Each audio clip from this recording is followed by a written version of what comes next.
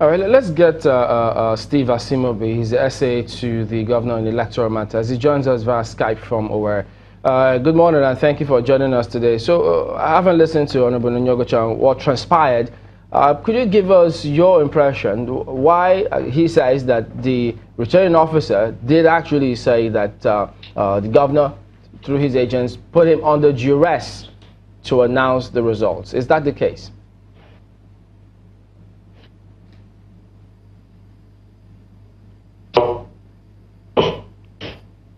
Okay, we'll have to go back to him in a moment to ensure that that is sorted. Because it'll be interesting to find out from you if any of these other different levels, especially from the local government, different local governments, it'll be interesting to find if there was any way they could corroborate the fact that the figures that were announced, the 7 local governments figures that were announced, were not true. I am saying that there are even very simple processes. The total number of card readers in all Imo West Senatorial Zone will not be up to 1,500. Get all the card readers for Imo West Senatorial Zone. At the end of every voting, there is a button they click to ensure that no additional figures are added. Bring them. What are the figures that showed in the card readers as to the number of voters who cast the vote? Have you been able to verify that? Has your party been able to verify that? No, at this point, it's only a court that can order INEC to bring that. But at this point, INEC is saying that they are not with the arrow on this one. They are not with the arrow on it. No, it is not the arrow that orders it. The arrow only functions with the total number of votes as recorded in the results from the local governments. Let's try that. Let's get back to Steve Asimobi. Steve, I believe the question was, look, what exactly happened? Because he says the returning officer was actually under duress. What's your version of what transpired? Well, thank you, Chamberlain. I want to say that I'm quite disappointed with the hearsay evidence of Okorocha.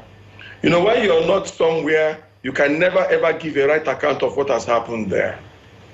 If you are from the clips you showed there, it's not just that I'm saying that I was present, but you could see me in altercation, direct altercation and confrontation with the returning officer, a so-called Professor Ojewuchi.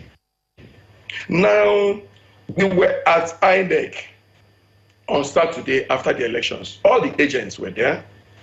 International and local observer teams were there. The media, including Channels TV operatives, were there.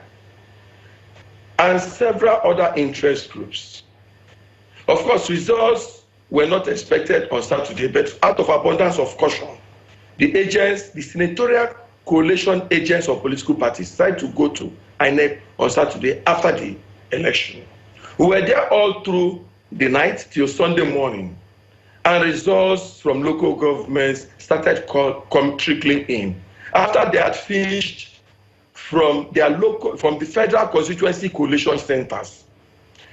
At that level, the AA candidates for Idiato South and Idiato North, Pascal Obi, had been declared and returned as the winner. Of course, you know that he is an accolade of Rochas Okorocha, the AA candidate, who was deprived of tickets in APC. He won.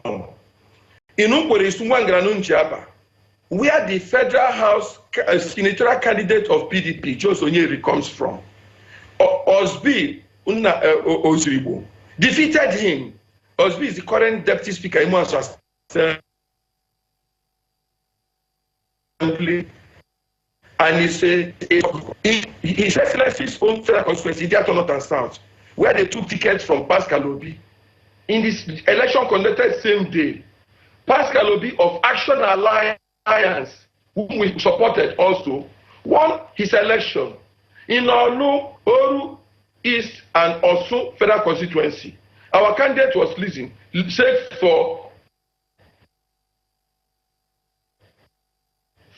in those areas. So from this analysis, you can see that the governor's system won. But let me say this. Between 10 a.m. on Sunday morning and 10 p.m. on Sunday night. 9 local governments out of 12 had come in. And they were all results collated from those 9 local governments by Professor Onyebuchi himself. In those 9 local governments, the government had won in 8 local governments there and lost marginally in 1 local government. The PDP agents never protested. There was no chaos.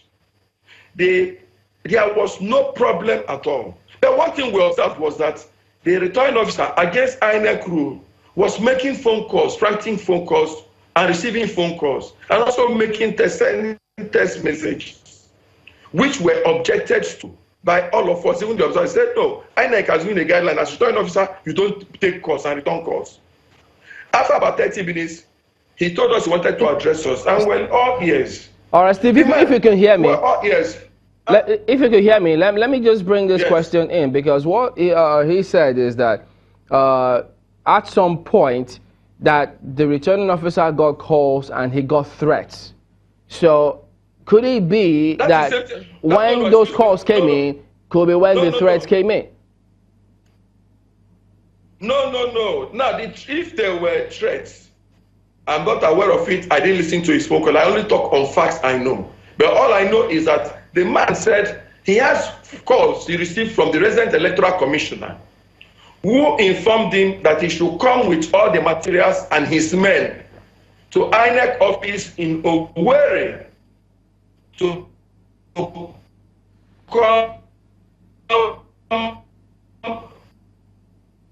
and complete the party agency, about 13 of us. The observers all objected to it and said, no, this is not the practice.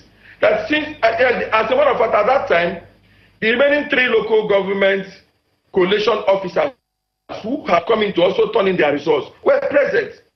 And people said, no, you must continue with this process. At that point, he told us, okay, he needed to get clarification again from REC to ask him not to come back to Owerri. We waited, he was making calls, and we said, if you don't, we're not going to allow you to live here. Because once results move to Owerri, you will hear a different story. They will manipulate those results. You were part of the people. Were you part of the people who held him hostage, put him under duress? Of course, now. Of course I was. I'm a lawyer, 26 years old at the bar. I can never deny it. We said you can never leave there without completing the process. There was nothing to around your TV, so it's not about what I say. I was on your TV, I was wearing my cap and a t-shirt. So I'm not hiding it. We said you must complete the process. So in the morning, we waited there with him till the morning about 7 a.m. when he got called from REC, or he got called the REC, and REC said continue with the process. And then he collected the remaining 3 local governments. At about 11 o'clock in the morning, he gave us from EC8D, which is the declaration of summary results. And then we said, no, that is not all. You must give us from EC8E. And we followed it till after. That was why I had that altercation with him. We'll come back to this, Steve and Honorable Chair. Just give us a moment. We'll come back to this and take a look at what has been said in a moment. Stay with us.